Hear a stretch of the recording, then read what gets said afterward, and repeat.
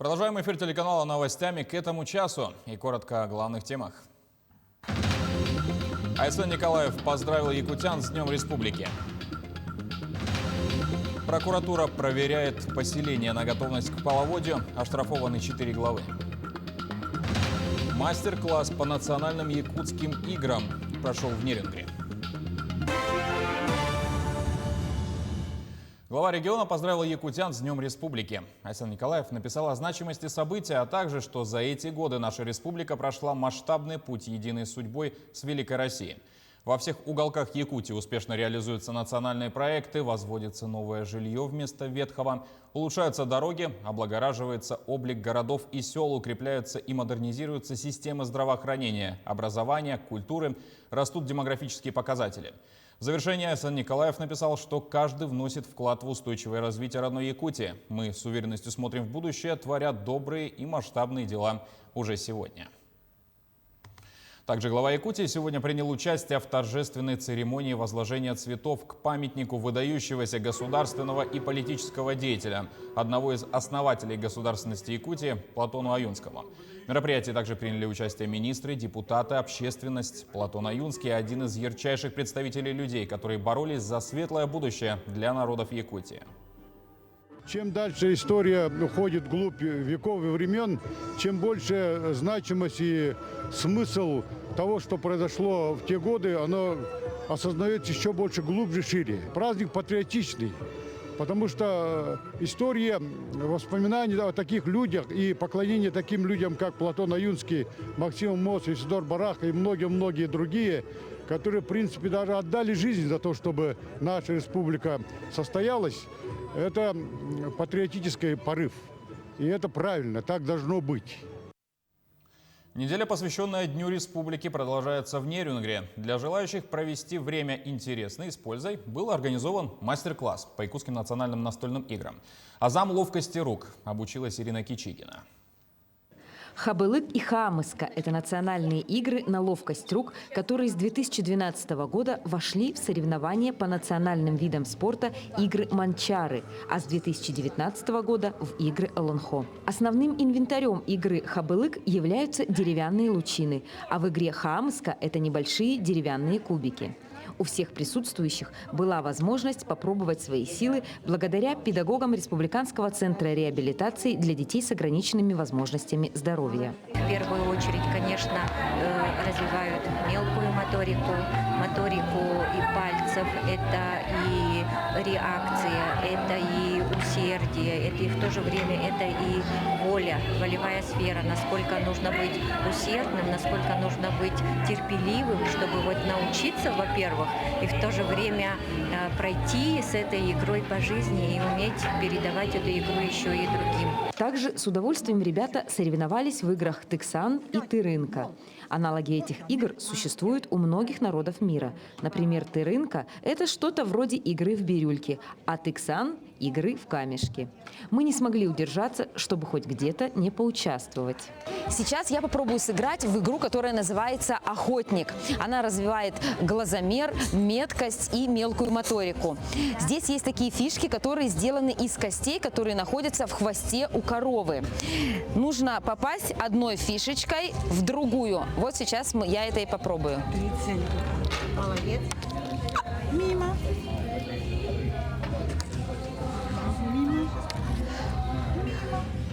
У меня было 3 попытки, и все 3 попытки мимо. Но я буду над этим работать. Как оказалось, игры расходуют много энергии. Поэтому здесь же участникам было предложено отведать блюдо якутской национальной кухни. Все участники мероприятия ушли сытые и довольные. Ирина Кичигина, Захар Головин, Нерюнгри. Светильники наружного освещения появятся вдоль населенных пунктов. Их установят в рамках программы по обеспечению безопасности дорожного движения на автодорогах регионального и межмуниципального значения. На этот год общая протяженность объектов уличного освещения составляет почти 14 километров, в том числе по национальному проекту «Безопасные и качественные дороги» свыше 10. Работы будут вестись в Амгинском, Мегинокангаласском, Хангаласском, Алекнинском и Усть-Алданском районах. Теперь о грядущем половодье. Есть риск обрушения берегов. Проток на реке Лени. Существует вероятность выхода волны на пойменные участки в селах Хатасы, Пригородный и Табага. Об этом сказал председатель правительства Якутии Андрей Тарасенко во время совещания с профильными ведомствами. Чтобы не допустить чрезвычайную ситуацию в период прохождения половодья по реке Лени, надо обеспечить комплексные меры по берегозащите. Кроме того, республиканские власти намерены подготовить проектную документацию для расчистки рек и проведения дноуглубительных работ.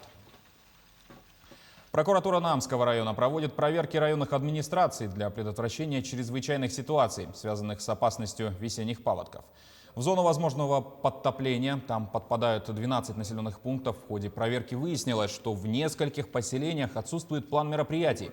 То есть отселение людей в пункты временного размещения, отгон скота и животных, наглядная агитация по защите населения и территории от чрезвычайных ситуаций отсутствует.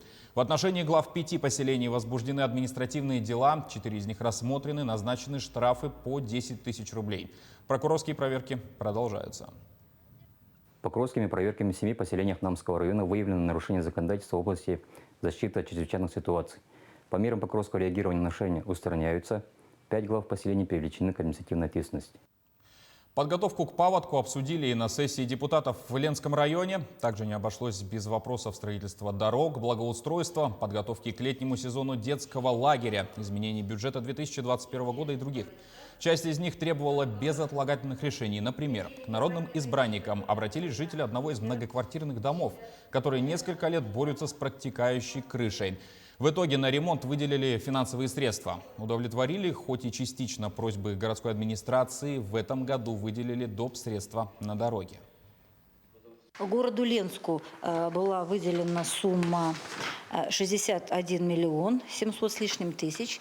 Это на ремонт дорог, на снос аварийного жилья, также на изготовление проектно-сметной документации. В общем, по запрашиваемым позициям города Ленска, конечно, не все позиции мы удовлетворили, но мы проранжировали, расставили приоритеты, и решением депутатов была выделена сумма вот именно на те позиции, которые мы посчитали самыми важными. К другим новостям. Новые сервисы госуслуг стали доступны на российском портале. Теперь можно подать заявление на прохождение медико-социальной экспертизы.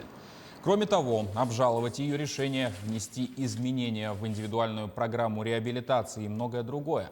В Минцифре и Минтруде России считают, что это значительно облегчит процесс получения услуг для граждан с ограниченными возможностями здоровья. Теперь о текущей эпидемиологической обстановке. 82 новых случая коронавируса выявили в Якутии за сутки. Из них в Якутске 49 случаев. Мегино-Кангаласский район 22 заболевших. Алданский и Намский по 4, Мирнинский, Сундарский, Хангаласский районы по 1 случаю. Поговорим и о ходе вакцинации. Пунктов для получения прививки от коронавируса развернуто почти 2500. Также действует более 100 мобильных бригад. Из ранее поступивших почти 115 тысяч доз вакцины от коронавируса на сегодня использовано более 93%. Первый компонент получили почти 106 тысяч, второй более 60 тысяч якутян. Вице-премьер России Татьяна Голикова заявила, что организации должны будут самостоятельно выбрать порядок работы для своих сотрудников на майские праздники. Она отметила, что работники могут трудиться дистанционно. Вице-премьер добавила, что объявленные выходные между майскими праздниками не являются основанием для снижения заработной платы сотрудников. Подчеркнуть, что выплаты должны быть произведены в том же размере, как если бы работник полностью отработал нерабочие дни.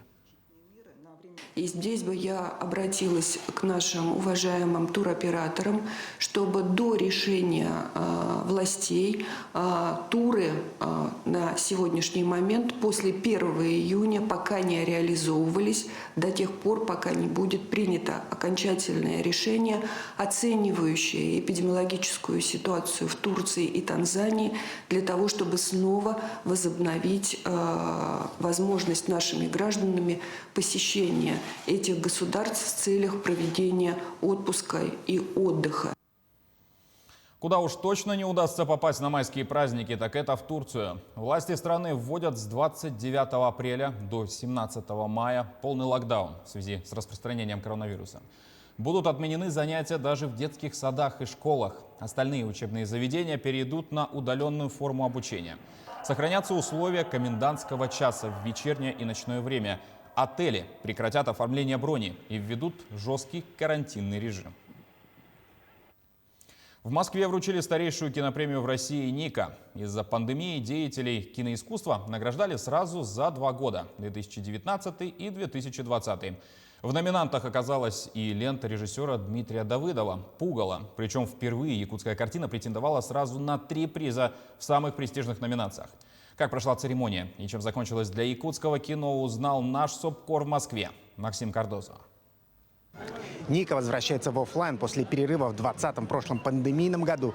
Церемония все-таки проходит в традиционном формате. Буквально через несколько минут будет начало. И за моей спиной вы видите сцену с этими потрясающими статуэтками, которые сегодня найдут своих новых обладателей. И будем надеяться, что одна из них или даже несколько попадут в руки якутянам. Впервые якутская картина претендовала сразу на 3 приза. «Пугало» было представлено в самых престижных номинациях: лучшая актриса, лучший режиссер и фильм года. Это хорошо, что якутские фильмы наконец-то вышли из тени, будем так говорить. И слава богу, что они участвуют в конкурсе, и дай бог, чтобы сегодня что-нибудь получили. Не нужно расслабляться, да, почивать на лаврах, как говорят. Все равно нужно работать, нужно снимать хорошее кино, рассказывать интересные истории и все время доказывать. Я очень надеюсь, что мы сегодня возьмем какой-то приз, а может быть даже несколько. И нужно все время все равно доказывать, что ты, как в спорте, да, когда ты завоевываешь какой-то титул, ты все время доказываешь, что ты чемпион. Но сенсации не получилось. Якутская картина осталась без призов. Правда, исполнительница главной роли в фильме «Пугало» Валентина Романова считает, что это лишь пробная попытка. И лента Дмитрия Давыдова стала настоящим прорывом для всего нестоличного кино в России. И доказала, что авторы из регионов могут бороться на равных за самые главные награды. У меня хорошее настроение сегодня и хорошее впечатление. В будущем наши фильмы будут престижные, эти премии будут получать. Потому что самое главное, что это региону тоже надо было обращать внимание, потому что кто делает страну? Регионы делают. Кто по-настоящему говорит? Регион говорит. А триумфатором кинопремии «Ника» 2021 года стал Андрей Кончаловский. Его историческая лента о трагических событиях в Новочеркасске 1962 года «Дорогие товарищи» признана лучшей. Фильм наградили и за режиссуру. Максим Кардозу, Виктор Олесов, Красногорск, Московская область. А к этой минуте все. Но наши корреспонденты продолжат следить за новостями. Не забывайте носить маски, дезинфицировать руки и держать социальную дистанцию. Спасибо за внимание. До встречи в следующих эфирах новостей.